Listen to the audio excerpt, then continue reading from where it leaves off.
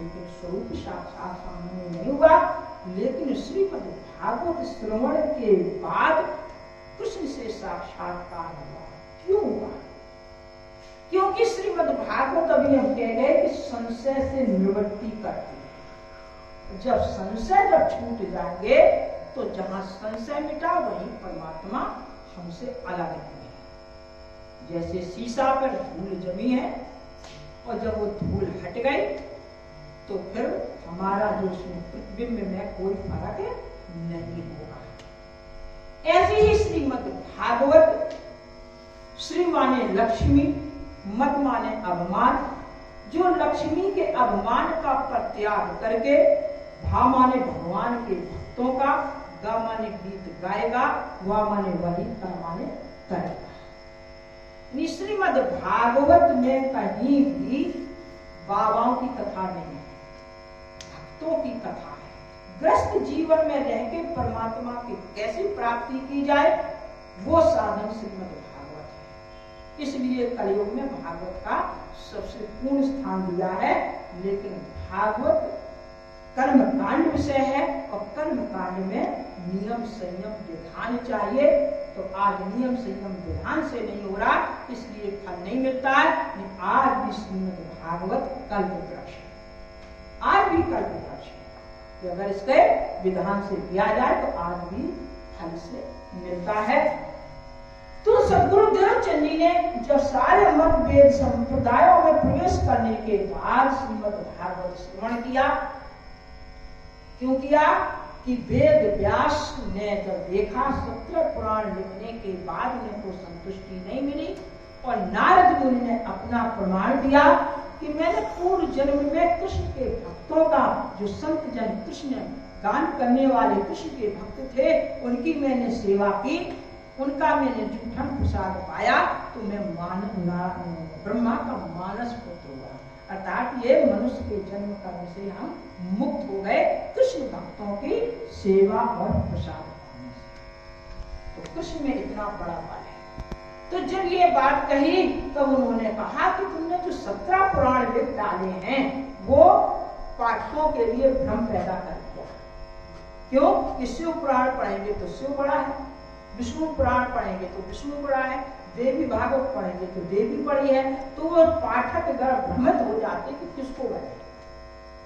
तो ये शरीर की सुख सुविधाओं के लिए आपने साधन बताए हैं। इसमें कर्म कांड है, ज्ञान कांड, उपासना कांड है। ये शरीर के सुख सुविधाओं के लिए है। लेकिन आत्मा हमारे अंदर जो चेतना बैठी है, ये माया जगत को देखने के लिए आई है। ये जीव में आवृत हो गई है। जैसे पक्षी पिंजरे में फंस जाता फिर निकल नहीं पाता है, ऐसी ये वासना जीव में इतनी लिप्त हो गई है कि वो उससे अलग नहीं हो पा रही। जैसे पानी में चीनी घोल दो, फिर चाहो कि हम अलग कर लें तो होगी। तो ऐसी इसी तरह ये जीव भाव में ये आत्मा इतनी लिप्त हो गई है कि ये उसी में लिप्त अपने स्वरूप को भूल गए। और कैसी है? जैसे दूध में घी, दूध में घी होता है, घी क्या करता है? घी की आयु तो दीर्घ है, 10-20 साल चलता रहता है, खराब नहीं होता, और जितना पुराना होता उतनी कीमती होता है। लेकिन जब दूध में घी रहता है तो दूध के संग में दूध खराब हो जाता है। हो जाता कि नहीं हो जाता? सुबह का दूध शाम तक खराब हो जाता है और संग में दूध गिर जाता है, गिर जाता नहीं गिर जाता। तो ऐसी ये जो शरीर है ये दूध है और आत्मा इसमें घी है। और जब इस आत्मा को हम अलग नहीं करते हैं तो संग में आत्मा भी दूध के, ये शरीर के संग में उसका भी महत्व खत्म हो जाता है। उसका महत्व कब बढ़ता है? कि जब दूध को गर्म करो, गर्म करके ठंडा करो, जामन लगाओ, जामन लगा के फिर उसको मथानी से मथो, मथ के मक्खन निकला, छाछ अलग हुआ और मक्खन को तपाओ, तब घी अलग होता है। वो घी फिर कितनी सालों तक रखते रहो वो फायदा करता है। इसी तरह इस शरीर रूपी दूध को, इस शरीर रूपी दूध को क्या करो? जप तप से इसको गर्म करो और त्याग से, भक्ति से इसको ठंडा करो। और फिर इसका जामन लगाओ, और जामन लगा के श्रद्धा विश्वास रूपी मथानी से मत हो, श्रद्धा विश्वास रूपी मथानी से मत हो, तब मक्खन अलग और छाछ शरीर अलग होगा। और उस मक्खन को क्या करें, आपत्ति विपत्ति बुराइयां कष्ट रूपी आग से तपाएं। क्यों कि जितने भी महापुरुष हुए हैं उनको जीवन भर कष्ट ही मिले हैं, तब परमात्मा मिला है। तो बुराइयों से, क्योंकि बुराई से जैसे शरीर को स्नान करने से शरीर पवित्र होता है, ऐसे ही बुराइयों से अंतःकरण पवित्र होता है, बुराइयों से। लेकिन कब, जब बुराई का वो भाव हमारे अंदर न आए कि लोग हमारी बुराई कर रहे हैं। जैसे हम विश्व में आ गए हैं और उनको ये बुराई नहीं है कि हमें लोग क्या कहते होंगे। हम समाज में शादी विवाह में कहीं नहीं जाते हैं तो लोग क्या कहते होंगे, इस समाज में होकर शादी विवाह में नहीं जाती।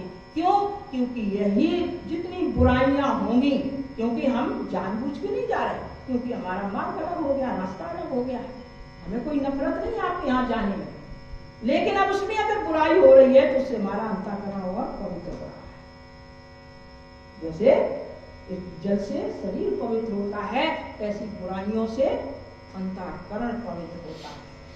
तो जितनी ही बुराइयां कष्ट आपत्तियां रूपी अग्नि से तपाओगे तो ये मक्खन से घी बन जाएगा, और वही घी आत्मा है जो परमात्मा से मिला देगी। जैसे घी शरीर को पुष्ट कर देता है, ऐसे आत्मा आवागमन मिटा देती है। बोलिए सतगुरु महाराज की जय। तो इस प्रकार से श्रीमद् भागवत में 6 अध्याय वेद व्यास ने सोच समझ के रखते। क्यों कि 17 पुराण के बाद श्रीमद् भागवत लिखी है। 6 अध्याय महत्म के रखे, फिर 12 स्कंद में श्रीमद् भागवत, फिर 4 स्कंद महत्म के। क्यों? क्योंकि जब कोई महापुरुष आता है, गुरुजन आपके यहाँ आते हैं, पहले क्या करते हो आप? स्वागत सम्मान देते हैं, आसन देते हैं, करते हो कि नहीं? फिर उनसे सत्संग वार्तालाप करते हो, और जब चलते हो तो विदाई देते हो, करते हो नहीं करते हो? विदाई देते हो। ऐसी ही वेद व्यास ने जब नारद मुनि की वाणी से उन्हें उनकी वाणी का पालन किया, तो सबसे पहले 6 अध्याय माध्यम के रखे, 4, 6, 8 नहीं। क्यों? क्योंकि काम क्रोध लोभ मोह मद मत्सर, ये 6 शत्रु हैं। हम आपके जागृत शत्रु में रास्ता में 6 मिल जाए, 8 मिल जाए, मारते हुए तो ऊपर चोट समझ में आएगी। कोई आएगा तो बचा भी लेगा, लेकिन ये शत्रु ऐसे हैं कि चाहे तुम 1000 आदमी के बीच बैठे रहना, फिर भी उनकी मार नहीं रहती है, मार करते रहते, कोई उनको नहीं बचा सकता। तो वेद व्यास ने कहा ये शत्रु जब तक नहीं निकलेंगे तब तक उस परमात्मा की आनंदमयी कथा का रसास्वादन नहीं होगा। इसलिए सबसे पहले भक्ति ज्ञान वैराग्य की कथा संक्षिप्त में बोल रहे, क्योंकि कथा को अलग बोला। भक्ति से क्या है कि काम क्रोध लोभ 3 है ना, तो भक्ति से काम का विनाश होता है। भक्ति जब हमारे हृदय में जागृत हो जाएगी, भक्ति माने क्या होता है? भाव माने भगवान के प्रति किए हुआ, जो भगवान के प्रति कर्म करता हुआ, ता माने तल्लीन हो जाए उसमें, उसको भक्ति कहते हैं। भगवान के प्रति जीवन भर कर्म करे, उसी में तल्लीन रहे, भौतिक का भाव न आए, उसको भक्ति कहते हैं। तो भक्ति का जब भक्ति कब होगी कि जब हमारा काम विनाश हो जाएगा, संसार की आस मिट जाएगी, तो भक्ति हमारी जागृत होगी, तो परमात्मा के प्रति कार्य करेंगे। संसार के प्रति फिर लड़का जो है दुकान मकान बनाने का प्रयास नहीं करेंगे, फिर तो ये सोचेंगे कोई मंदिर बन जाए, वहीं बैठ के भजन करें। तो भक्ति से काम का विनाश होता है, और भक्ति ज्ञान से क्रोध का विनाश होता है। क्रोध क्या करता है? विनाश करता नहीं। बच्चा 2 किलो घी लेके आ रहा और धक्का लगा, फैल गया, आपने डंडा मार दिया, पता चला हाथ भी टूट गया, तो वो 2 किलो घी तो गया और हाथ टूट गया, 2000 लगे कि नहीं? काय के कारण? क्रोध के कारण। अगर ज्ञान है कि फैली वस्तु लौट के नहीं आएगी, तो वो क्रोध नहीं आएगा। तो ज्ञान से क्रोध विनाश होता है, और वैराग्य से लोभ। लोभ कबू ना कीजिए, लोभ पाप को बाप, और लोभ फंसे जो मूर्जन सहे सदा संताप। जो बैराग आ जाएगा तो लोभ का विनाश हो जाएगा। तो गीता में भगवान कहते हैं त्रिविधम न पश्येदम द्वारम नाशनम आत्मनः कामा क्रोधास तथा लोभा तस्मात् एतत् त्रयं त्यजेत्। हे अर्जुन, काम क्रोध लोभ का परित्याग करो, क्योंकि ये तीनों शत्रु हैं। तो इसीलिए सदगुरुदेव वेद व्यास ने सबसे पहले भक्ति ज्ञान वैराग्य की कथा के द्वारा हमारा काम क्रोध लोभ का विनाश किया। तीन शत्रु नाश हो गए। अब बचे लोभ मोह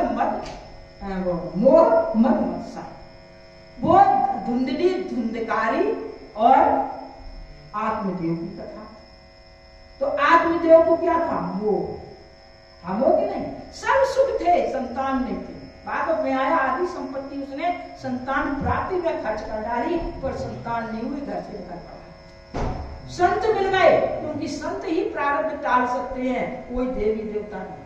क्योंकि देवी देवता की छह ब्रह्मांड की उसे आदि नारायण की शक्ति में बना है।